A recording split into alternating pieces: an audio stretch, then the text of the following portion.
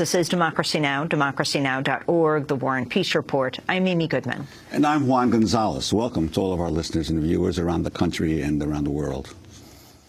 President Obama is set to meet today with congressional leaders at the White House just 3 days before a year-end deadline to avoid the so-called fiscal cliff. Obama and congressional Republicans remain at an impasse over the Republicans' refusal to allow tax hikes, even for the wealthiest Americans.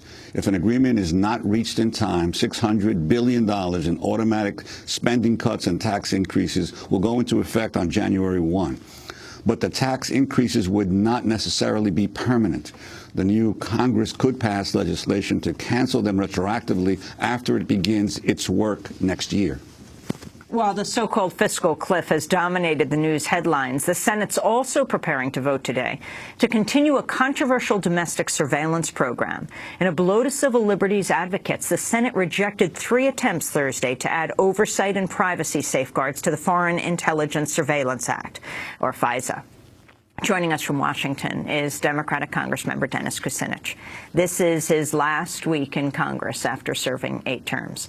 Since 1997, Kucinich has been a leading progressive voice on Capitol Hill, introduced articles of impeachment against George W. Bush for the invasion and occupation of Iraq.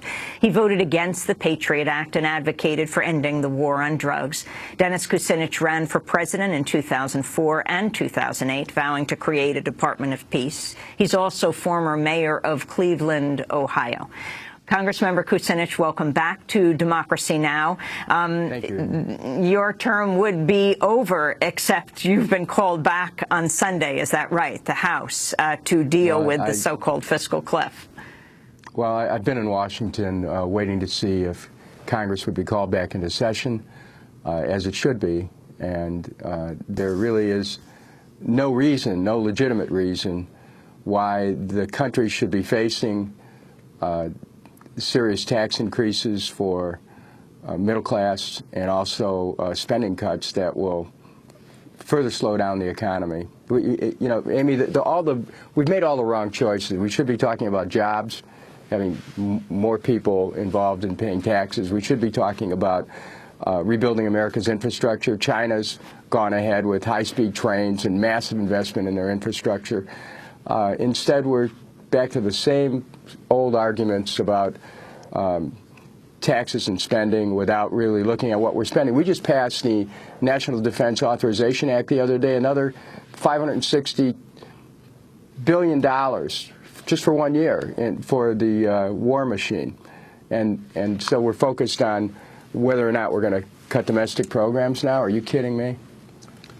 Well, Congressman, the recent election was seen by many as a mandate from the electorate to finally begin to tax the wealthiest Americans to deal with some of the deficit. Your sense of whether President Obama and your fellow Democrats in the Senate and the House will stay the course on this, or will eventually compromise in a way that many progressives would regret?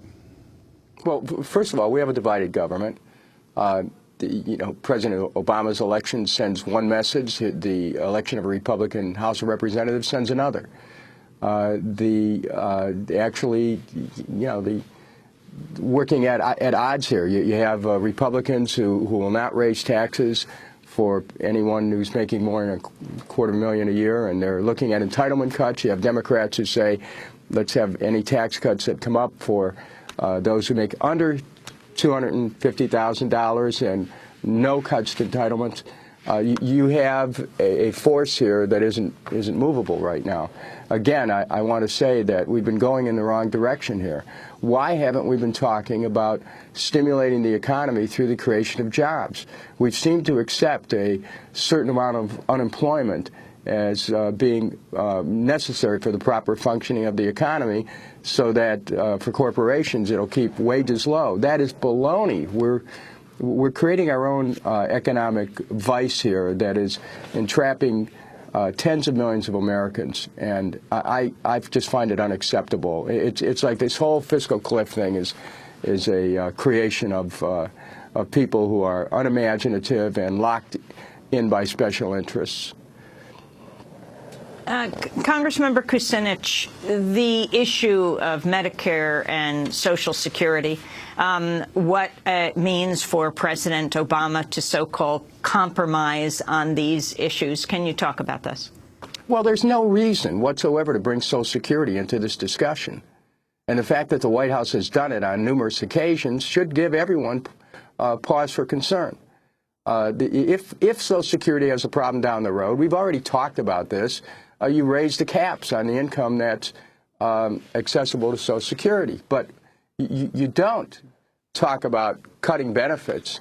You don't talk about cutting cost of living increases through this chained CPI, which is just a way to force seniors into a lower standard of living over the long haul. We need the White House to stand up for Social Security and Medicare. And, you know, unfortunately, we're looking at a situation where, because Republicans want entitlements, you know, as they like to call it, in the mix on any budget discussions, the White House has yielded. Now, that may not happen in these negotiations in the next couple days, but you have to watch what's happening in the 113th Congress. So, you know, this is, we really have to decide who we are as a nation. We're spending more and more money for wars. We're spending more and more money for interventions abroad. We're spending more and more money for military buildups. And we seem to be prepared to spend less and less on domestic programs and on job creation.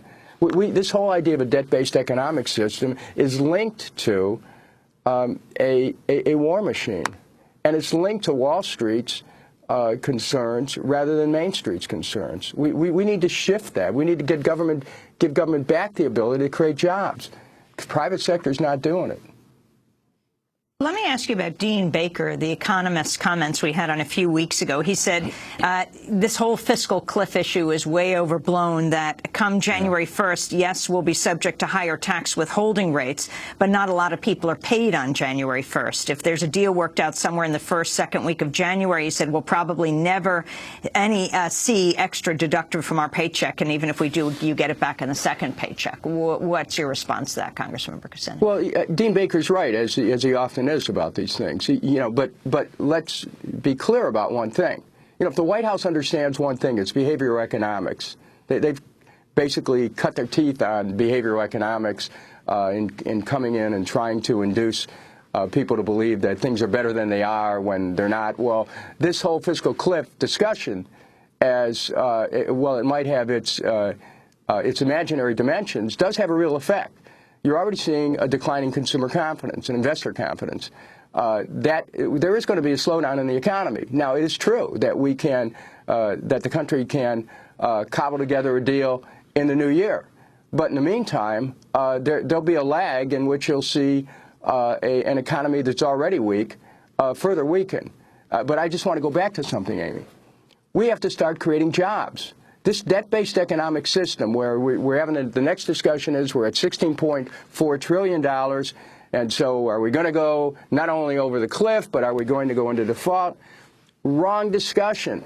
Why aren't we creating jobs using the government's inherent power under Article 1, Section 8 of the Constitution, so that we spend money to rebuild the infrastructure, put millions of people back to work, you create new taxpayers. You don't have to worry so much then about unemployment benefits, which are due to expire, that we have to worry about if you're not creating jobs. It's the wrong discussion we're having. And so I think that as we look into the new year, we got a couple things going here. There's a decreasing confidence in government. This isn't about Democrats or Republicans anymore. It's about the failure of the government to respond to the practical aspirations of people for jobs, for housing, for health care, for retirement security, and for the education of their children. And we're still there. Yet we still are pursuing wars abroad. We still are doing military buildups. And this is the direction America is going in, and it's the wrong direction. Well, Congressman, I want to ask you, your colleagues, your Republican colleagues in the House obviously have a different perspective. Speaking on Fox News, Republican Congressmember Mike Mulvaney of South Carolina blamed the Democratic-led Senate for the impasse in the negotiations on this so-called fiscal cliff. This is what he had to say. The House has actually extended these tax rates for everybody in the entire country, which is exactly the correct policy as we see it. We sent it to the Senate. The Senate has simply refused to take it up. The Senate could fix this today if they wanted to. I understand that while Harry Reid is in the well today in the Senate complaining about Mr. Boehner, he is not scheduled a debate today on the fiscal cliff, which is just absurd. So if there's one message to go out there, it's that the House has actually done its job and the Senate could fix this today if they wanted to. That was Mike Mulvaney of South Carolina. Your response, Congressman Well, it has Kucinich. to be translated. What the Republicans want to advocate is continuation of the Bush tax cuts, which, as everyone knows, added $1 trillion to the deficit by helping to accelerate the wealth of America upwards. We can't do that anymore. Although we're seeing that some elements of Bush tax cuts are remaining for, depending on the income distribution for those who are in the middle class. But, how is it we could be talking about tax cuts at the same time we have this massive deficit? We're getting the American people to believe that we can cut taxes, increase military spending, and balance the budget. That's kind of what they talked about during the Reagan administration and ended up with huge hidden deficits beginning to balloon once new administrations came in. We have to change our economy here. We have to emphasize job creation, and then investors can come back in, and then you can start to see consumer confidence building. But right now we're limping as a nation. And, our politics are being translated into some kind of Punch and Judy show between Democrats and Republicans. We don't need that. It's irrelevant. We've got to solve the real problems of people. We've got to help keep people in their homes. We have to do everything we can to get not only the unemployment benefits passed, but get the people back to work. Why aren't we emphasizing that? And this is why this whole debate about a fiscal cliff, as Dean Baker said, has elements of it that are chimerical. Congressman, in your prior response, you linked the whole issue of the continuation of the war machine to the battles at home over domestic spending. Could you talk about your efforts together with Congressman Ron Paul to demand an inquiry into the justification for drone attacks? Well, absolutely. This whole idea of drone wars being proliferated across the world without Congress having anything to say about it, without any accountability whatsoever, is against the Constitution of the United States, and it's against international law. If any other nation sent a drone over the United States, they would have hell to pay because we'd see it as an act of war. Yet we're increasingly committing acts of war against other nations, Yemen most recently, and we're not seeing any accountability at all. And Congress does have a role to play here, both on the budget side and constitutionally. So we're just trying to get the administration involved in giving information to Congress so we can see the extent of the exposure that the American people have to this proliferation of war. And as news articles have written, and Glenn Greenwald wrote about this yesterday, we're actually strengthening al-Qaeda's hand with these attacks. We're making it more difficult to meet the challenge of terrorism by creating more terrorists. I mean, what is this about? We're increasingly dysfunctional as a nation because of our unwillingness to challenge the military-industrial complex which Dwight Eisenhower warned about generations ago. And so we really have to look at America's role in the world. We have a right to defend ourselves, but we have no right to aggress. And we're continuing to aggress. And that's coming at a cost to our domestic priorities here. This idea of guns and butter, we are now thoroughly mired in an economy that's based on guns. We are not providing for the practical needs of the American people.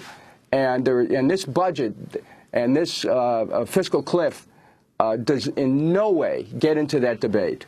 We want to ask you about another bill, the FISA bill, but we're going to go to break and then come back to Democratic Congress member Dennis Kucinich, who served 8 terms in Congress. This is his last week as a member of Congress. This is Democracy Now! Back. Thanks so much for watching this report from Democracy Now!, your daily independent global news hour. We don't accept advertising or corporate funding, but rather rely on donations from viewers like you.